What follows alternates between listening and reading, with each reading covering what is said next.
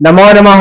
प्रिय दर्शकों, आपका सुरेश खराड़ी ई कक्षा चैनल में हार्दिक स्वागत और अभिनंदन है। हम आपके सामने लेकर आए हैं एक मोटिवेशन का श्लोक और इस श्लोक के माध्यम से हम सीखने वाले हैं, क्योंकि विद्वानों ने इस श्लोक के माध्यम से बताया है कि हमारे जीवन की मुख्य रूप से 4 अवस्था होती है। उन चारों अवस्थाओं में किस अवस्था में हमें क्या काम करना है उसके बारे में बताया गया है। तो हम इसका उच्चारण कर लेते हैं। सबसे पहले प्रथमे नार्जिता विद्या, द्वितीये नार्जितम धनम, तृतीये नार्जितम पुण्यम, चतुर्थे किम करिष्यसि। तो इस श्लोक के माध्यम से विद्वानों ने कहा है कि प्रथमे का मतलब जो पहला जो आपका भाग है जीवन का प्रथम भाग है, उसमें आपको क्या करना है? ज्ञान का अर्जन करना है। प्रथमे ना अर्जितम विद्या, तो पहले भाग में, जीवन का जो पहले भाग में आपको विद्या लेनी है, लेकिन आप विद्या नहीं लोगे। ना अर्जितम यानी नहीं अर्जन करोगे, विद्या का अर्जन नहीं करोगे।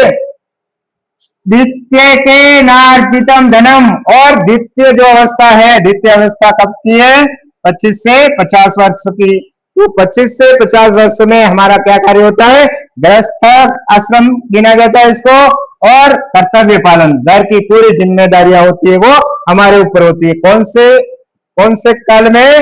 द्वितीय भाग में। और द्वितीय भाग को गृहस्थ आश्रम कहा जाता है, और पूरा कर्तव्य पालन है वो हमें करना पड़ता है इस उम्र में, 25 से 50 की उम्र में।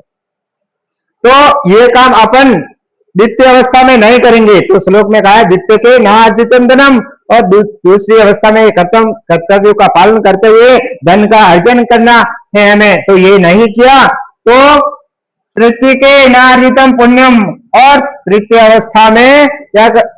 वानप्रस्थ आश्रम। तो इसमें हमें क्या करना है? सेवा और तपस्या करनी है। तो हर इसकी उम्र है 50 से 75 वर्ष। तो 50 से 75 की आयु में हमें क्या करना है? लोगों की, दूसरों की सेवा भाव करना है, सेवा का भाव रखना है, सबकी सेवा करनी है और तप का कार्य करना है। ये भी इसकी उम्र क्या है? 50 से 75 वर्ष।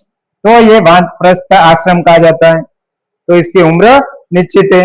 अब इस श्लोक में कहा है कि प्रथमे ना अर्जिता विद्या, प्रथम जो भाग है जीवन का, उसमें आपने विद्या को ग्रहण नहीं किया।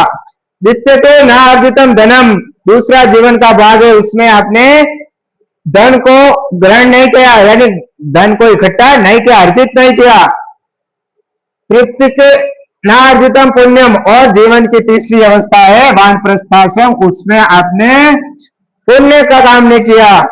तो चतुर्थे किम करिष्यसि, तो छोटे जो भाग है जीवन का छोटा, उसमें क्या करोगे? तो कभी इसमें विद्वानों ने प्रश्नवाचक लगा दिया अपने ऊपर। क्या लगाया? कि आप इन तीनों कार्यों को समय पर नहीं कर पाए, तो छोटा जो आश्रम है संन्यास या मोक्ष, तो आपको मोक्ष मिलने वाला नहीं है। तो इसलिए विद्वानों ने इस श्लोक के माध्यम से कहा है कि आपको सबसे पहले, जब आपकी उम्र 0 से 25 हो, तो आपको क्या करना है? ज्ञान का अर्जन करना है, और जीवन का प्रथम भाग में विद्या और अनुशासन का अर्जन करना, और यह चरित्र निर्माण की नींव है। और तो हमें पहला भाग है जो 0 से 25 साल, यानी 25 साल तक हमें क्या करना है? विद्या को ग्रहण करना है, और विद्या को ग्रहण करके अनुशासित जीवन बनाना है, और अनुशासित जीवन बनाते हुए हमारे चरित्र की नींव रखनी है। हमारा चरित्र अच्छा हो, इस प्रकार से हमें ध्यान रखना है, चरित्र का निर्माण करना। फिर हमारी दूसरी अवस्था शुरू होती है, द्वितीय भाग गृहस्थ, 25 से 50 तक। तो इस उम्र में हम क्या करेंगे? तो ये द्वितीय भाग है हमारे जीवन का दूसरा भाग। 25 साल लगते हैं, 25 पूरे होते ही 26वां बैठते हमारा द्वितीय भाग शुरू हो जाता है, गृहस्थावस्था। घर की पूरी जिम्मेदारियां हमें उठानी पड़ती है, और कर्तव्य का पालन, कोई भी जिम्मेदारी हमें हर कर्तव्य का पालन करना पड़ता है। सांसारिक जिम्मेदारियों, धन का अर्जन और परिवार के पालन पोषण का समय, ये जो दूसरी अवस्था है हमारी गृहस्थ आश्रम, वो जीवन की वह अवस्था है जिसमें हमें बहुत जिम्मेदारी, व्यस्तता और जिम्मेदारी रहती है। फिर अगला आता है तृतीय भाग, जीवन का तृतीय भाग, तो वो होता है 50 से लगाकर 75 वर्ष। तो इस उम्र में हमें क्या करना पड़ता है कि वानप्रस्थ आश्रम कहा जाता है, और इसमें मोह माया से विमुक्ति की शुरुआत, यानी हमें मोह को छोड़ना पड़ेगा। इस भाग में, तृतीय भाग में, वानप्रस्थ में आते मोह की, यानी ये मेरा अपना ऐसा छोड़ना पड़ेगा, यानी दूसरों की भलाई के काम ज्यादा करने पड़ेंगे, आध्यात्मिक ज्ञान लेना और समाज सेवा, और समाज की सेवा कब से कब तक, 50 से 75 वर्ष।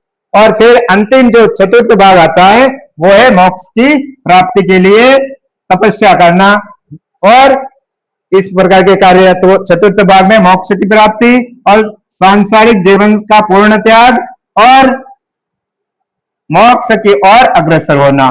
तो कभी ये विद्वानों ने कहा है कि पहले भाग में आपको विद्या ग्रहण करनी थी, लेकिन वो आपने अगर नहीं की, और दूसरे जीवन की दूसरी अवस्था जो गृहस्थ अवस्था होती है उसमें धन अर्जन करना था, लेकिन धन को अर्जित नहीं किया, और तीसरे में पुण्य कमाना था, लेकिन पुण्य नहीं कमा पाए, तो चौथे में क्या करोगे, यहाँ प्रश्नवाचक लग गया, यानी चौथे में आपका कोई सहारा नहीं बचेगा और इस आपकी जो ये आत्मा है उसको मोक्ष मिलना कठिन हो जाएगा। इसलिए इस श्लोक के माध्यम से हमने ये जाना कि हमें हर समय में, यानी हर जीवन का हर भाग, 4 भाग हैं जीवन के, तो 4 भागों में जो हमारे कर्तव्य हैं वो हमें करने समय पर जरूरी है। अगर एक भाग में विद्यार्थियों को विशेष रूप से कहना चाहूंगा, जो विद्यार्थी चैनल पर जुड़े हुए हैं, तो आपका अभी समय है, प्रथम चरण चल रहा है, तो उसको आपने ढंग से संभाल लिया तो आपका जीवन है वो विधिवत आगे बढ़ेगा और सुखमय जीवन जियोगे और मोक्ष की ओर बढ़ते चलोगे। तो इसलिए आपको इन सभी बातों को अपने जीवन में ग्रहण करना है और अपने जीवन में उतारना है। तो इस चैनल से माध्यम, इस कक्षा से के माध्यम से हमने ये सीखा कि हमारे जीवन के 4 भागों में का अलग अलग समय निर्धारित है और उस समय के अनुसार हमें आगे बढ़ते रहना है। धन्यवाद साथियों, आप चैनल पर बने रहिए, इसी प्रकार की मैं ज्ञानवर्धक बातें आप तक पहुंचाता रहूंगा। और यदि आप इस चैनल पर नए हो तो चैनल को सब्सक्राइब कीजिए और अपने मित्रों के साथ शेयर कीजिए, ताकि ऐसे ज्ञान की बातें उन्हें भी मिल सके।